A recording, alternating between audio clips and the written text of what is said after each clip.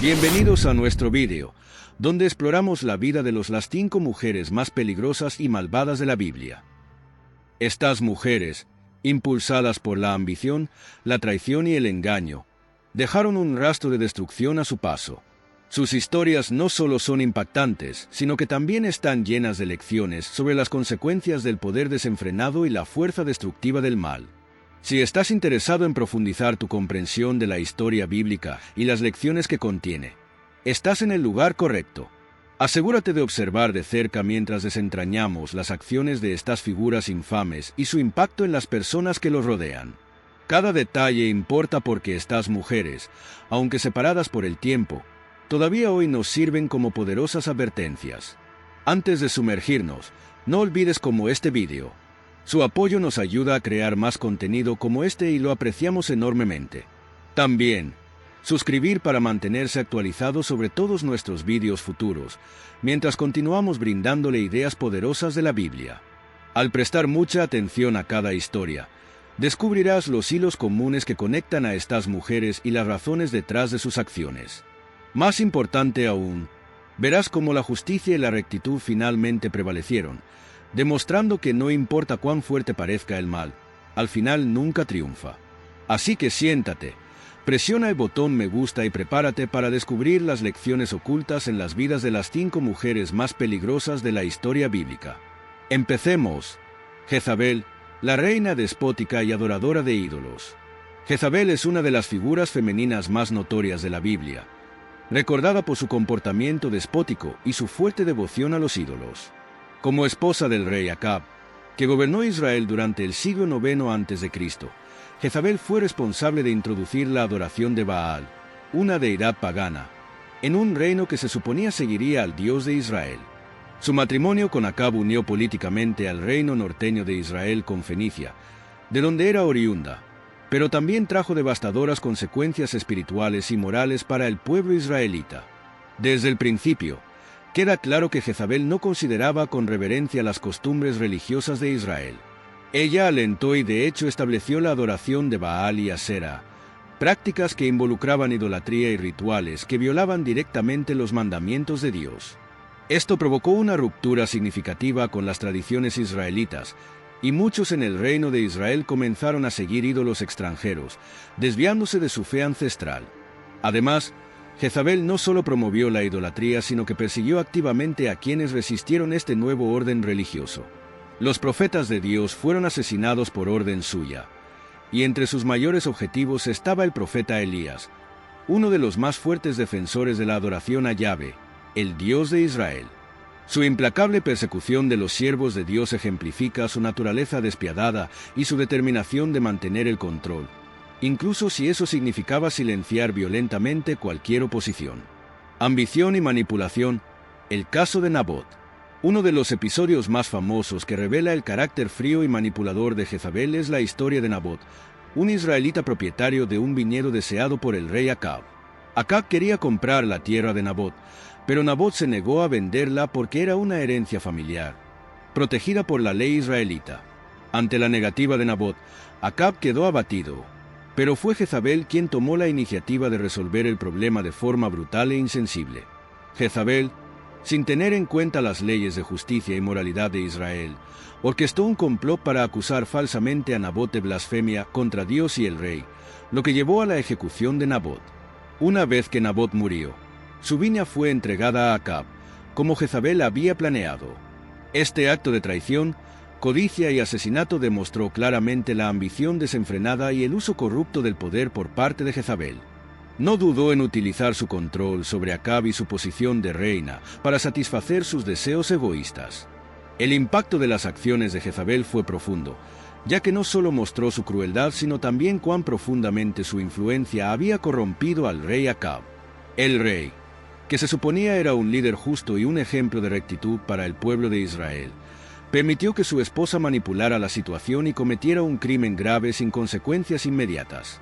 Este episodio, sin embargo, no pasó desapercibido para Dios, y el profeta Elías fue enviado a declarar que el juicio divino estaba a punto de caer sobre la casa de Acab y sobre la propia Jezabel.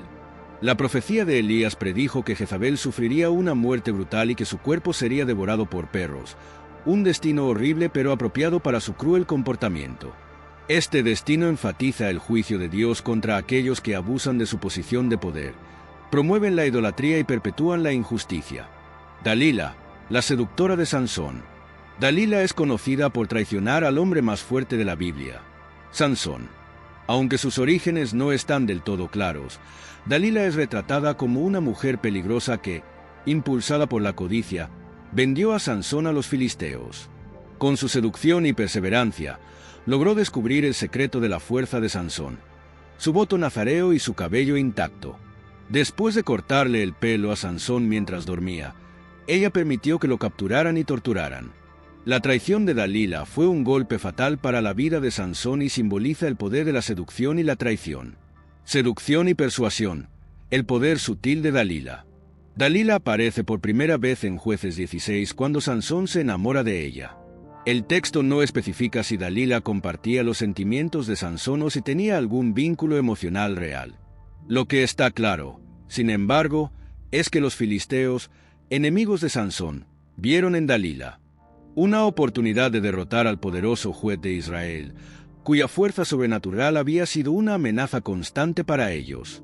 Los filisteos, reconociendo el valor estratégico de Dalila, le ofrecieron una gran suma de dinero a cambio de ayudarles a descubrir el secreto de la fuerza de Sansón. Motivada por la codicia, Dalila aceptó el trato y comenzó su viaje de persuasión y manipulación. Lo que destaca en este momento es el enfoque astuto de Dalila. No intentó engañar a Sansón inmediatamente, sino que poco a poco se ganó su confianza, buscando información lentamente. 3 veces Dalila intentó extraer el secreto de la fuerza de Sansón, y cada vez, él le dio una respuesta falsa, poniendo a prueba su lealtad. A pesar de las mentiras, Dalila no se rindió. Su perseverancia fue una de sus mayores armas. Ella continuamente presionó a Sansón, usando tanto sus palabras como su afecto para convencerlo de que se abriera. En Jueces 4 y 16, el texto afirma que Dalila lo apremiaba cada día con sus palabras, y lo instaba, de modo que su alma estaba afligida hasta la muerte. Este comportamiento ejemplifica el poder de la seducción y la manipulación emocional. Dalila no se basó únicamente en su encanto físico, sino en una estrategia de agotamiento emocional, que finalmente llevó a Sansón a quebrarse. Reveló su mayor secreto. Su fuerza estaba ligada a su voto nazareo, un compromiso con Dios que incluía nunca cortarse el cabello. La traición, la trágica caída de Sansón. Después de descubrir el secreto de Sansón, Dalila actuó rápidamente. Ella esperó a que se durmiera y luego le cortó el pelo, rompiendo simbólicamente el voto que le había hecho a Dios. Sin su cabello, Sansón perdió sus fuerzas y Dalila llamó a los filisteos para capturarlo. La captura de Sansón fue brutal. Fue encadenado, cegado y hecho prisionero por sus enemigos. El acto de cortarle el cabello a Sansón, aunque simple, tuvo profundas consecuencias espirituales. Sansón no solo perdió su fuerza física, sino también su conexión con Dios en ese momento. Dalila, al traicionar a Sansón, no solo lo entregó a los filisteos, también destruyó su identidad como juez y guerrero de Israel. Ella simbolizó el papel de la traición como algo que va más allá de la mera pérdida física, alcanzando el nivel más profundo de destrucción espiritual y emocional. La historia de Dalila nos muestra cómo la codicia y la traición pueden devastar vidas. Su motivación era simple: dinero. Sin embargo, sus acciones resultaron en un desastre colosal para Sansón y para el pueblo de Israel, que durante mucho tiempo había dependido de su fuerza para resistir a los filisteos. La traición de Dalila es uno de los ejemplos más poderosos de la Biblia de cómo quienes buscan solo sus propios intereses pueden explotar las debilidades personales, sin tener en cuenta el daño infligido a los demás. Atalía, la reina que derramó sangre. Atalía, hija de Acab y Jezabel, es una figura sorprendente en la narrativa bíblica, conocida por su ambición despiadada y su sed de poder. Heredó gran parte de la crueldad y determinación de su madre, pero su reinado en Judá sería recordado por su derramamiento de sangre y tiranía. Como la única mujer que se sentó en el trono de Judá, la historia de Atalía se destaca por su astucia política, traición familiar y adoración de ídolos. Su búsqueda de dominio dejó un rastro de devastación, que la distinguió como una reina cuyo legado estuvo manchado de sangre. Tras la muerte de su hijo, el rey Ocosías, Atalía tomó una medida audaz y violenta para asegurarse el trono. Inmediatamente inició una campaña para exterminar a los posibles herederos del linaje real de David, incluidos sus propios nietos. Este acto de traición familiar y asesinato en masa no tuvo precedentes en la historia de Judá y le permitió tomar el poder. Durante 7 años, Atalía gobernó como reina. Su reinado estuvo marcado por la brutalidad y la promoción de la idolatría, al igual que sus infames padres. Sin embargo, su control del poder no duraría para siempre, ya que una conspiración liderada por el sumo sacerdote Joiada finalmente puso fin violento a su reinado de terror. Un reinado sangriento, el ascenso al poder de Atalía. El ascenso de Atalía al trono fue impulsado por un profundo hambre de poder y control, características que probablemente heredó de su madre, Jezabel. Cuando mataron a su hijo, el rey Ocosías, Atalía vio la oportunidad de tomar el trono. Lo que siguió fue uno de los episodios más brutales de la historia de Judá. Para asegurar su posición, Atalía ordenó la ejecución de todos los miembros de la familia real, incluidos sus propios nietos, que eran potenciales herederos al trono. El linaje real de David, que se había conservado durante siglos, casi fue aniquilado en un solo movimiento calculado. Este acto de asesinato no fue solo una maniobra política. Fue un ataque directo al pacto davídico, que prometía que un descendiente de David siempre se sentaría en el trono de Israel. Las acciones de Atalía desafiaron esta promesa divina y demostraron su completo desprecio por las tradiciones sagradas de Judá. Su disposición a derramar la sangre de su propia familia por el poder resalta las profundidades de su crueldad y ambición. Durante su reinado de 7 años, Atalía alentó la adoración de Baal, alejando aún más al pueblo de Judá de su fe en Yahvé, el Dios de Israel.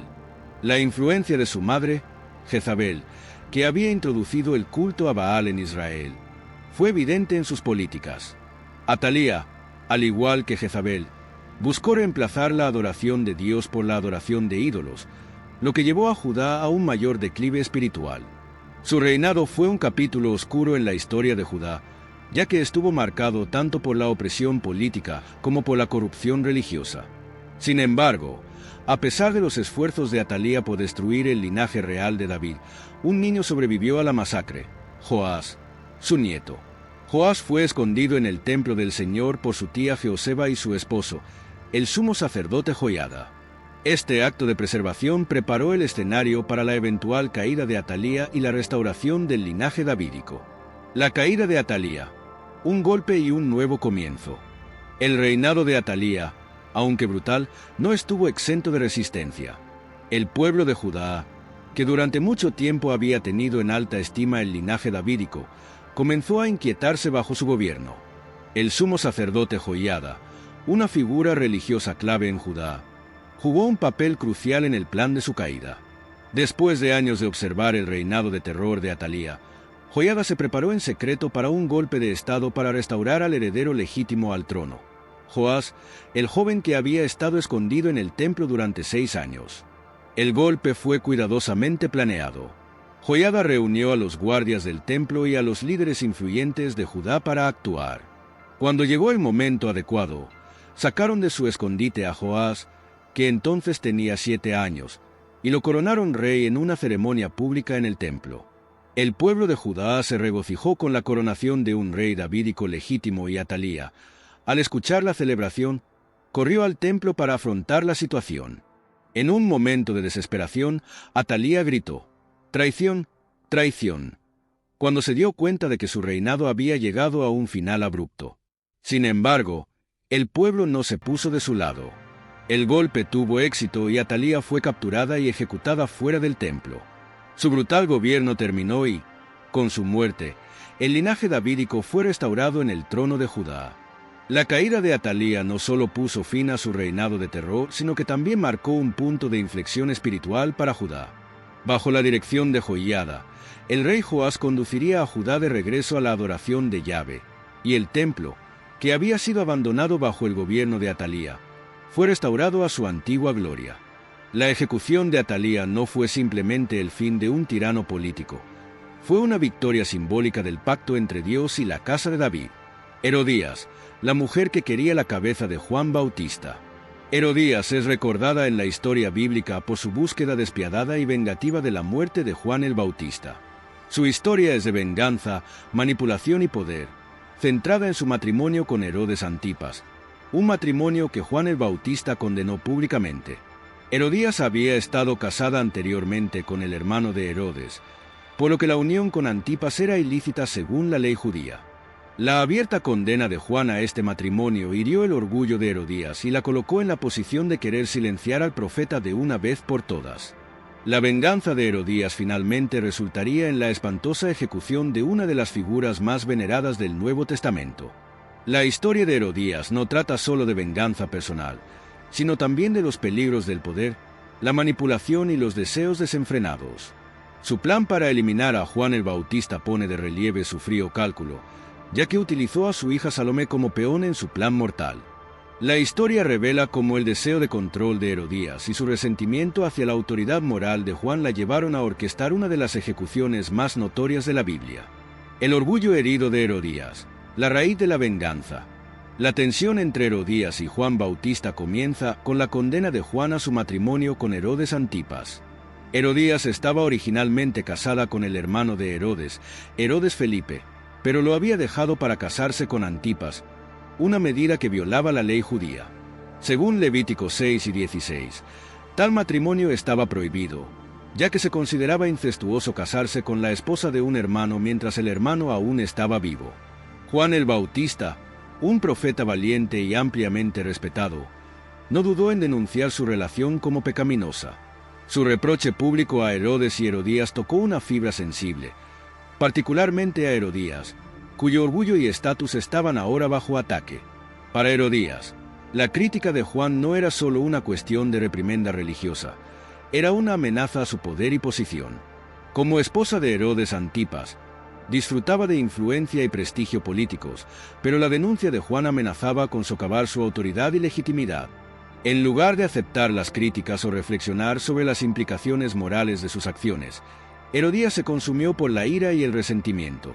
Vio a John como un obstáculo directo a sus ambiciones y trató de eliminarlo para proteger su reputación y asegurar su estatus. El deseo de venganza de Herodías fue alimentado por su orgullo y su falta de voluntad para aceptar cualquier desafío a su autoridad. Este tipo de orgullo, no controlado por ninguna restricción moral, la llevó a planear la caída de John con frío cálculo. Sin embargo, a pesar de su fuerte deseo de que Juan fuera silenciado, Herodes lo protegió durante algún tiempo, ya que temía tanto la reacción del público como el estatus de Juan como profeta. Herodías, sin embargo, fue paciente y astuto, esperando el momento adecuado para atacar. La trama mortal, el baile de Salomé y la ejecución de Juan. El momento de Herodías llegó durante una gran fiesta de cumpleaños de Herodes Antipas, una reunión de funcionarios de alto rango, líderes militares y ciudadanos prominentes. Herodías vio esto como la oportunidad perfecta para llevar a cabo su plan. Sabía que Herodes, aunque intrigado por Juan, tenía una voluntad débil y era fácil de influenciar, especialmente cuando estaba atrapado en la juerga de la fiesta. En el momento culminante de la celebración, la hija de Herodías, Salomé, realizó un baile para los invitados, un baile tan agradable que Herodes, en un momento de generosidad impulsiva, prometió concederle cualquier pedido que ella le hiciera, incluso hasta la mitad de su reino. Este momento de debilidad era exactamente lo que Herodías había estado esperando. Le ordenó a su hija que pidiera en una bandeja la cabeza de Juan Bautista. Salomé, bajo la influencia de su madre, le hizo la impactante petición a Herodes, tomándolo por sorpresa. Herodes inmediatamente se arrepintió, ya que respetaba a Juan y temía las consecuencias de matar a un profeta. Sin embargo, obligado por la naturaleza pública de su promesa y no dispuesto a perder la cara delante de sus invitados, Herodes aceptó de mala gana cumplir la demanda de Salomé. Juan el Bautista, que había sido encarcelado por Herodes pero mantenido con vida hasta ese momento, fue ejecutado rápidamente. Su cabeza fue entregada a Salomé en una bandeja, tal como ella lo había pedido, y ella a su vez se la presentó a su madre, Herodías. La imagen de la cabeza cortada de Juan en una bandeja se ha convertido en uno de los símbolos más inquietantes y memorables de la Biblia. y representa no solo la muerte física, sino el triunfo de la manipulación y la venganza sobre la justicia y la rectitud. Herodías había logrado su objetivo. Juan Bautista, el hombre que la había condenado públicamente, había muerto. Sin embargo, la forma en que obtuvo esta victoria resalta la profundidad de su corrupción moral. El uso de Herodías de su hija como herramienta para lograr su venganza muestra su total desprecio por los demás, incluso su propia familia, en la búsqueda de sus deseos egoístas. La esposa de Potifar, la tentadora de José. La esposa de Potifar es uno de los personajes más infames de la historia de José, recordada por su deseo no correspondido y su falsa acusación contra un hombre íntegro.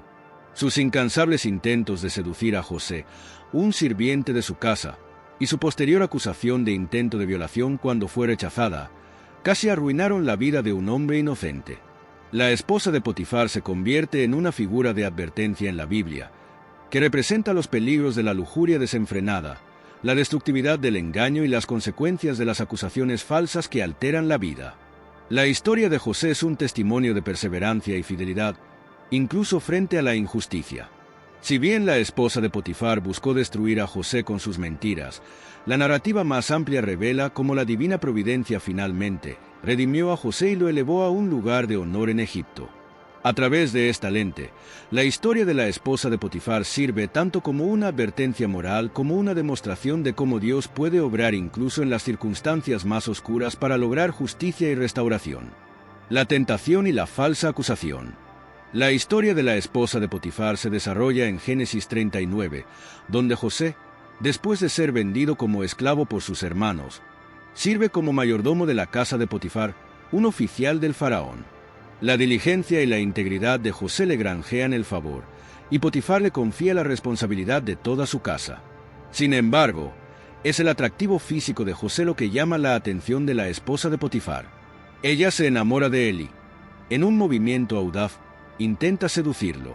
Día tras día, la esposa de Potifar le hace proposiciones a José, pidiéndole repetidamente que se acueste con ella.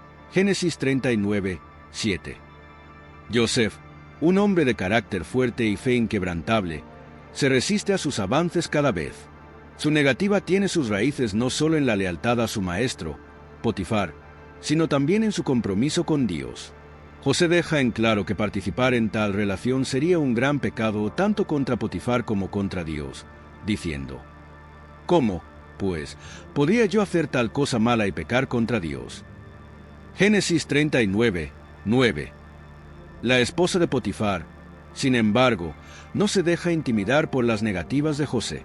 Su lujuria se convierte en obsesión y se vuelve más desesperada por salirse con la suya con él.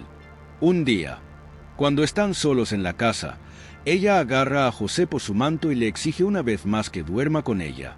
En un momento de integridad y desesperación, José huye de su presencia, dejando su manto en sus manos. Lo que sigue es un devastador acto de engaño.